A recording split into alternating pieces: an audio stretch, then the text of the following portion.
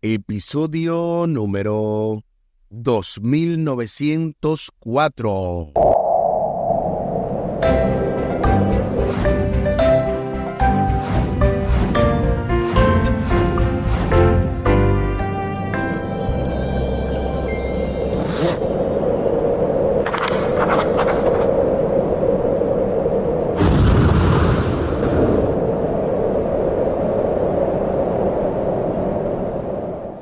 Saludos y bendiciones. Esto es Estudio Sistemático de la Biblia por la gracia de Dios y solo por la gracia de Dios. Estamos alcanzando hoy este martes 10 de septiembre, Getsemaní, en el marco de esta lección número 11, apresado y juzgado, con el texto a memorizar de Marcos capítulo 14 y el versículo 36. Decía: Abba Padre, todas las cosas son posibles para ti. Aparta de mí esta copa. Sin embargo, no lo que yo quiero, sino lo que tú quieras. Marcos capítulo 14 y el versículo 36. Durante toda esta semana hemos estado abordando diversas lecciones. Desde el pasado sábado domingo estuvimos viendo la lección inolvidable. Ayer lunes estuvimos viendo la última cena. Y para hoy, martes, Getsemaní. De verdad que incluso estos comentarios teológicos han sido una gran bendición. Bueno, hoy va a ser el segundo. El primero lo estuvimos viendo en la lección del sábado domingo, pero hoy de verdad que vamos a gozarnos en el Señor con estos comentarios, además de obviamente la lección que tenemos para este día. También al final del programa estaremos compartiendo la vía de contacto de este ministerio, Audios de Bendición, con Omar Medina. Les invito para que hablemos con nuestro Dios en oración. Buen Dios y eterno Padre, gracias te damos por la oportunidad de estudiar tu palabra. Bendícenos, dirígenos, acompáñanos, oh Dios, para que seas tú el maestro y cada uno de nosotros los alumnos, y que como buenos alumnos no solamente podamos escuchar, entender, sino también poner en práctica y compartir con otros lo que hemos de extraer de tu palabra. Favores que te pedimos y te agradecemos, junto con el perdón de nuestros pecados, en el nombre de Jesús. Amén. Amén. Getsemaní. De inmediato se nos invita a leer Marcos capítulo 14, los versículos del 32 al 42, para responder a dos preguntas. Primero, ¿qué pidió Jesús en oración en Getsemaní? ¿Y cómo fue contestada su oración? Acompáñame a la lectura de la Santa Palabra de Dios. Marcos capítulo 14, versículos 32 al 42.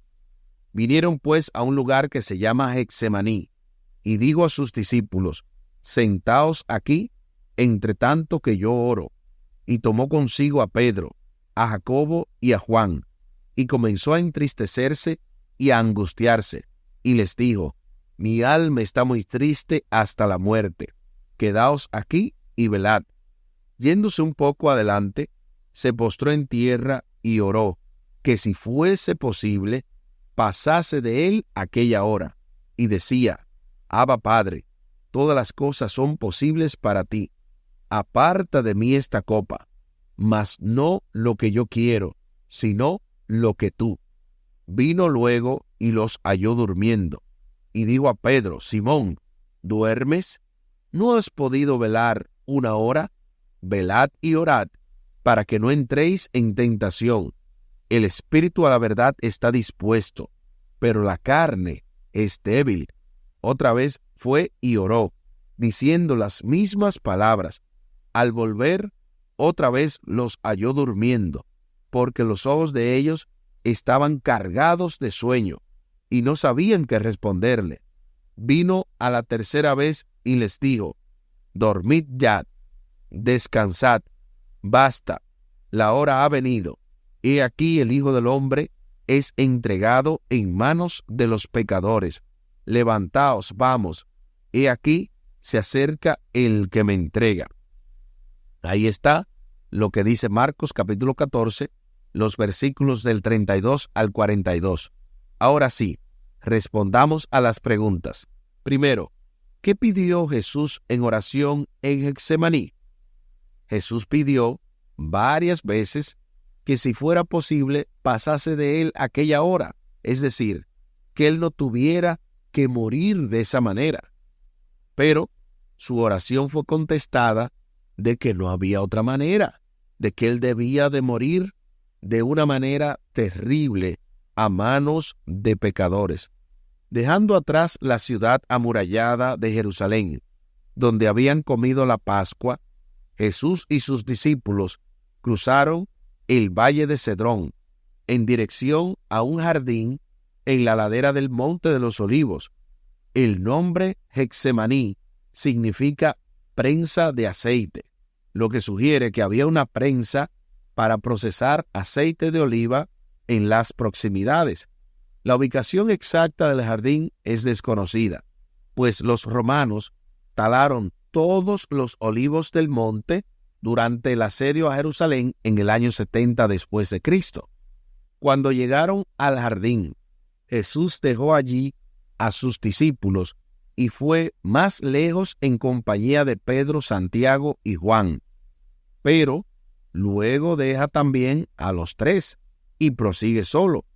Este distanciamiento sugiere que Jesús está cada vez más aislado y solo mientras hace frente a su sufrimiento venidero. Y yo creo que está más que preparada la ocasión para escuchar directamente el comentario teológico del día de hoy del doctor y pastor Franklin Martí, quien precisamente nos va a hablar acerca de nuestro Getsemaní. Bienvenido, pastor y profesor.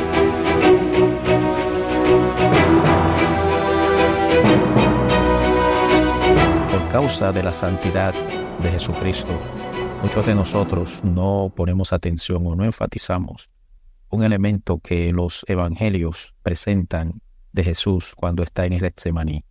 Ese elemento es algo que está, por ejemplo, en Marcos capítulo 14, versículos 33 y 34.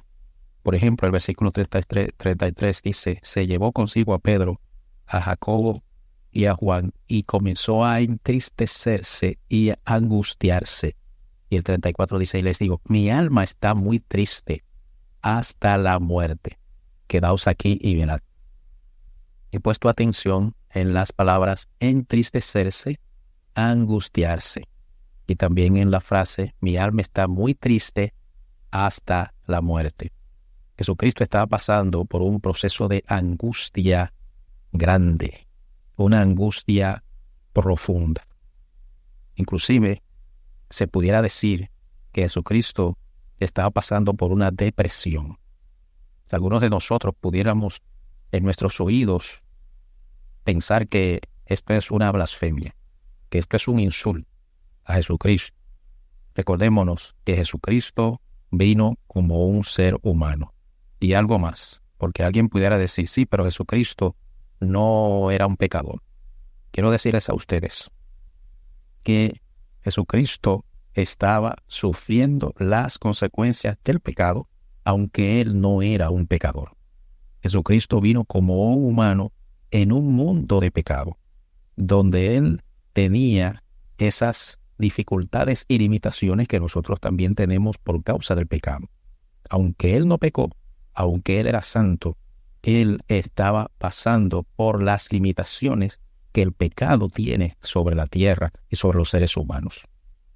Y otra cosa importante que hay que enfatizar: la depresión, la tristeza, la angustia, inclusive pudiera decirlo al revés, porque la depresión es lo peor de todo eso. La angustia, la tristeza, la depresión, nada de esto es pecado, sino consecuencias de un mundo de pecado, consecuencias del pecado. Y ustedes dirán, bueno, pero si Jesucristo no pecó, ¿cómo es que Él está sufriendo las consecuencias del pecado? Bien fácil. Muchas veces nosotros sufrimos las consecuencias del pecado de otras personas. Muchas veces nosotros estamos tristes, angustiados, tenemos dificultades por las consecuencias del pecado de otra persona. O no es que muchas veces hay personas borrachas que se ponen a manejar y matan a personas inocentes. El borracho es el pecador, pero ¿quién fue que murió? El que el borracho mató. Eso está pasando con Jesucristo en este momento. Jesucristo está en una condición bien triste por causa del pecado de la humanidad, por causa del pecado que hay en el mundo. Y digo todo esto porque hay muchos que cuando están tristes, cuando están deprimidos, cuando están en angustia, piensan que ellos son infieles a Dios por causa de todo esto. No, mi querido amigo, no, mi querida amiga. Jesucristo pasó por esto. Claro está. Jesucristo pasó por esto, por la carga del pecado que estaba sobre él.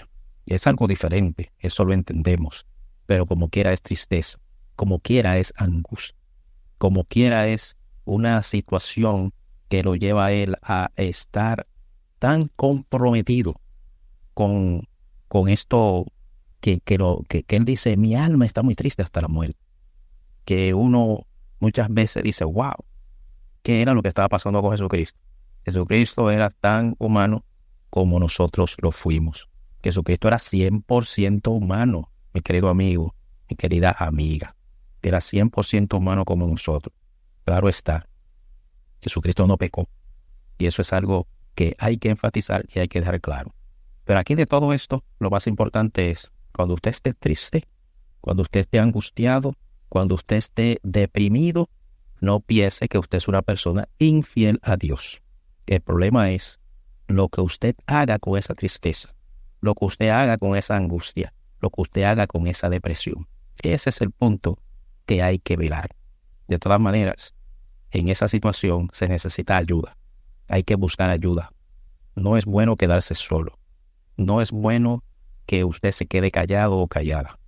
Recuérdese que inclusive vino un ángel del cielo a ayudar a Jesucristo en este momento de angustia, porque había que salvar a la humanidad de alguna manera. Así que el ángel Gabriel, que era el que había sido puesto por Dios en lugar de Lucifer, vino a ayudar a Jesucristo en este momento de gran angustia. Léase los capítulos paralelos del Evangelio de Marcos, del Getsemaní, en Mateo y en Lucas, y usted va a ver cómo viene este ángel del cielo y ayuda a Jesucristo para confortarlo.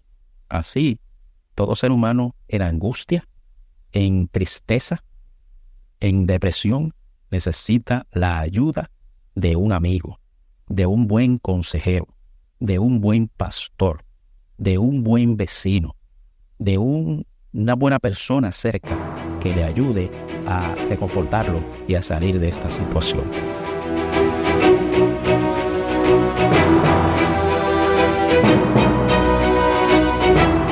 Gloria sea nuestro Dios. De verdad, muchísimas gracias, pastor, por este tremendo comentario.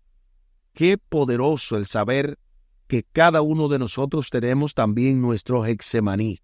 Pero así como Jesús fue dotado del poder para poder resistir lo que venía, así también nosotros recibimos el poder de Dios para poder hacerle frente a ese Getsemaní que nos toque en el momento indicado. Jesús ora pidiendo que la copa del sufrimiento le sea quitada, pero solo si es la voluntad de Dios.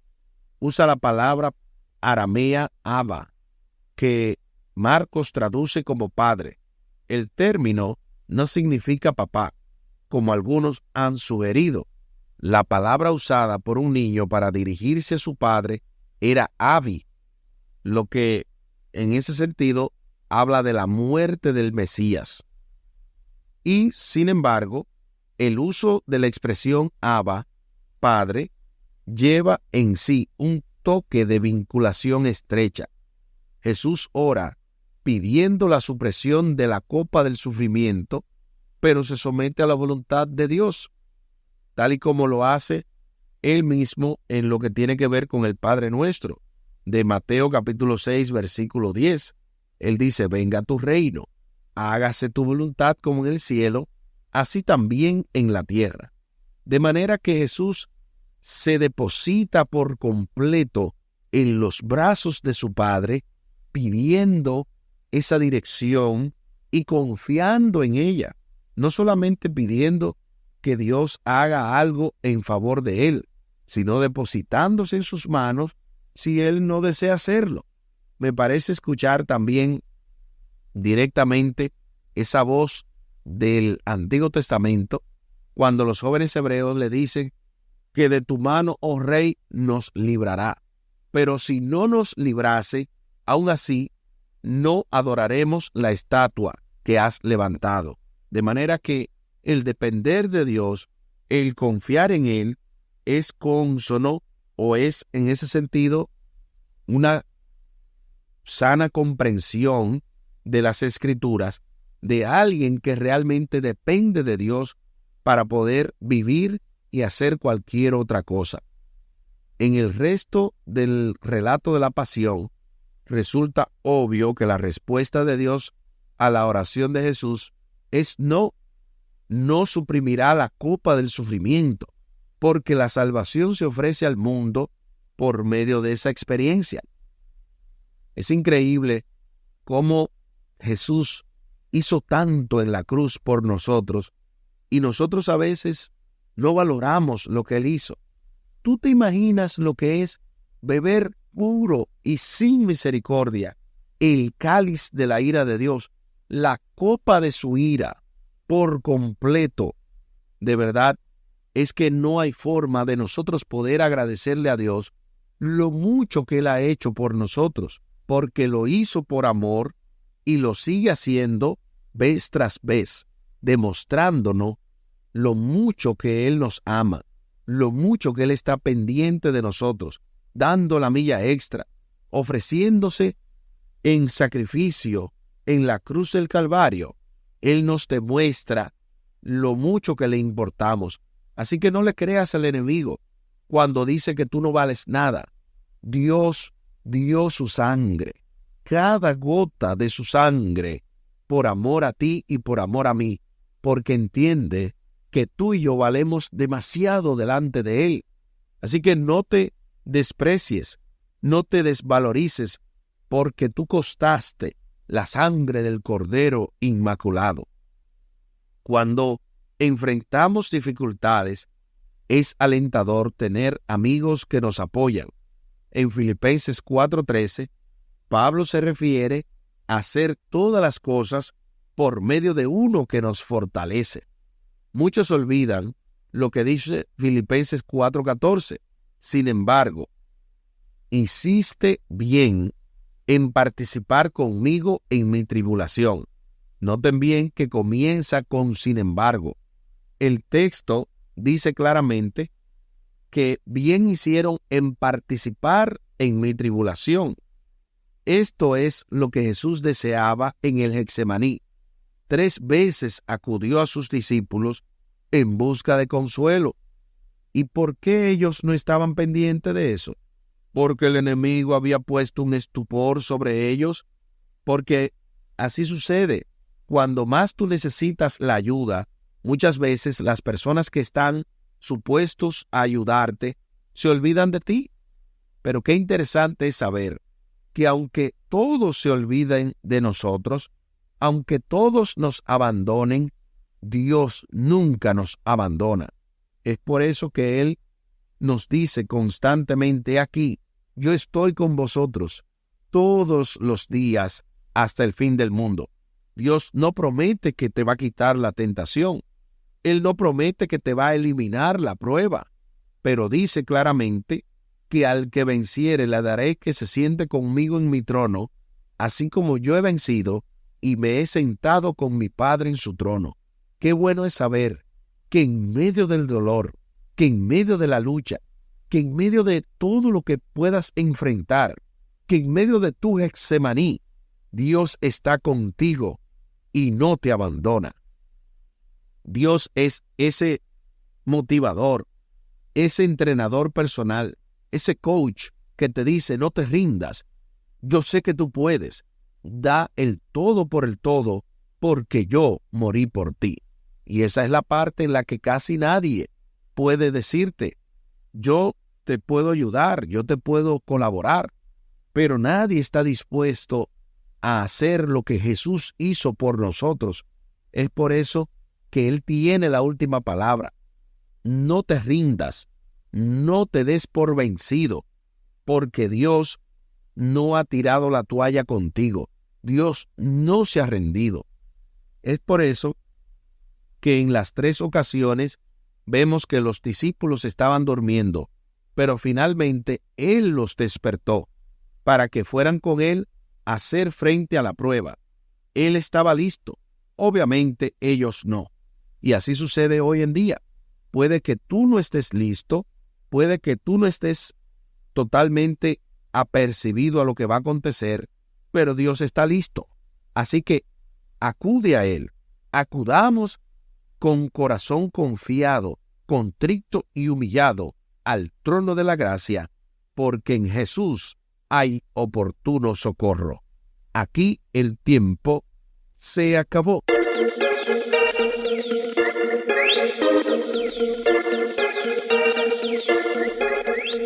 ¿Qué hemos aprendido en el día de hoy? Hemos aprendido que el Getsemaní, del cual Jesús pidió 3 veces que si fuera posible pasara de él esa copa, no pasó. Tuvo que orar, tuvo que pedir ayuda de lo alto y la recibió, pero para poder vencer lo que venía, no para que le fuera quitada la prueba. De la misma manera, tú y yo, sin importar lo que venga, podemos orar y pedirle a Dios que nos fortalezca y que nos ayude a hacer su voluntad. Les invito para que hablemos con nuestro Dios en oración. Buen Dios y eterno Padre, gracias te damos por la oportunidad de estudiar tu palabra. Bendícenos, dirígenos, ayúdanos, oh Dios, a hacer tu voluntad cada día, que sin importar lo que venga, la prueba, las dificultades, podamos encontrar en ti la suficiente fortaleza en que basar nuestra fe. Ayúdanos, oh Dios, a depender de ti, aunque se desplomen los cielos, porque sabemos que en ti somos más que vencedores. Y aunque tú no nos quites la prueba, sabemos, oh Dios, que tú nos fortaleces y nos ayudas a vencer. Favores que te pedimos y te agradecemos por los méritos sagrados de Cristo Jesús. Amén. Amén. Espere con la ayuda de nuestro Dios para este miércoles 11 de septiembre, dejando todo para huir de Jesús.